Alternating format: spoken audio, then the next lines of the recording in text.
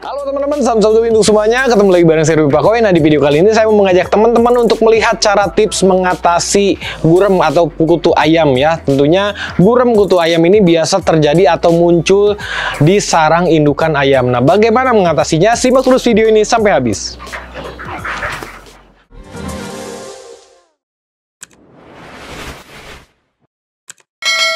Nah, teman-teman perlu diketahui dulu kalau misalkan gurem atau kutu ayam itu biasa muncul di sarang indukan ayam yang baru menetas, teman-teman. Kenapa demikian?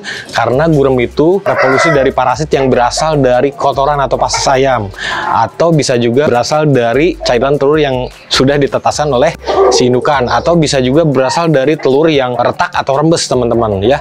Tidak terkontrol dan didominasi oleh tempat yang suhunya lembab serta sinar matahari kurang. Terjadilah revolusi menjadi si gurem itu, teman-teman. Nah, gurem ini, kutu ayam ini sangat mengganggu ya untuk kesehatan ayam tentunya, apalagi kalau misalkan berada di kandang ternak.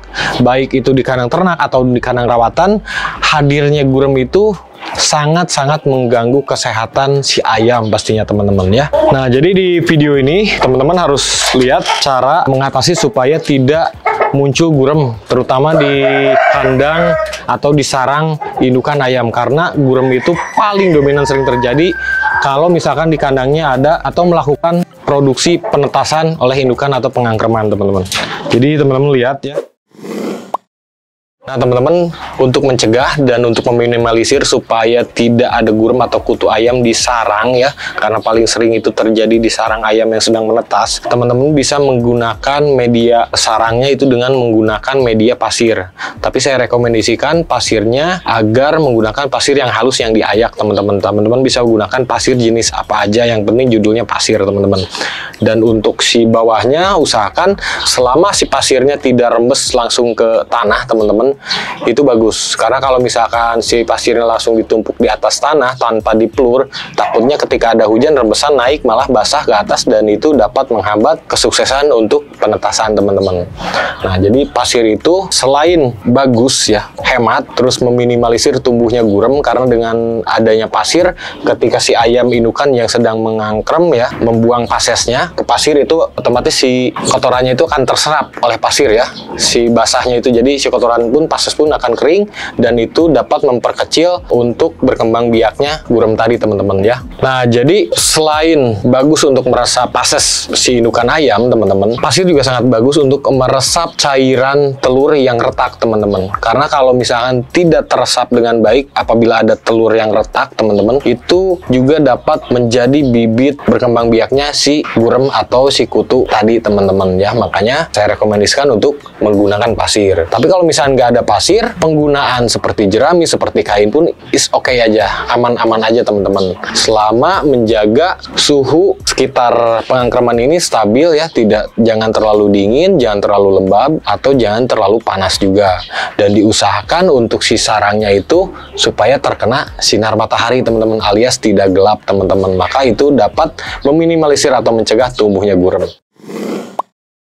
Nah, teman-teman, kalau misalkan teman-teman sudah terlanjur membuat atau mendesain kandang angkreman atau tempat angkreman yang sudah ada, namun tidak didukung seperti pencahayaan yang bagus, sirkulasi udara yang bagus, atau medianya tidak menggunakan media pasir, contoh menggunakan jerami dengan tempat kotak bekas telur gitu, nggak apa-apa. Saya juga dulu menggunakan seperti itu. Namun harus ada yang ditambahkan ketika si ayam akan melakukan pengangkreman. Salah satunya itu dengan memberikan sereh, teman-teman ya. Nah, sereh ini dapat meminimalisir atau mencegah adanya gurem di sarang ayam, teman-teman.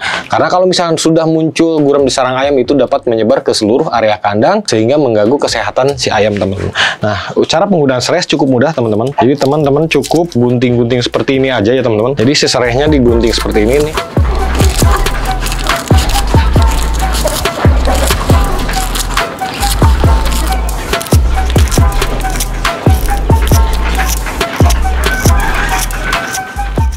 Nah, jika sudah seperti ini, teman-teman, nanti teman-teman cukup taburkan ke area atau sekeliling si indukan, teman-teman ya. Contoh seperti ini. Ya. Selain sereh, jadi kita ada tambahan lagi, teman-teman. Teman-teman gunakan daun jeruk ya. Daun jeruk ya. Daun jeruk seperti ini. kita taruh di pojok-pojok. Gunakan secukupnya ya. Ini juga bagus untuk minimalisir ya, dan mencegah.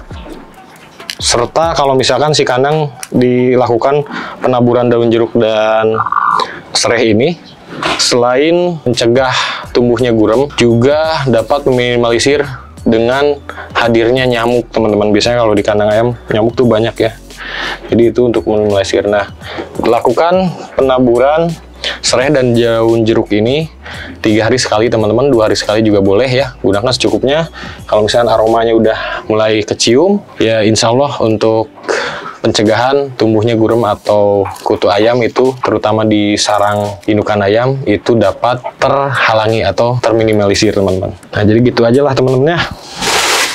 Jadi saya mau melakukan penaburan ke sana seminggu sekali, teman-teman ya.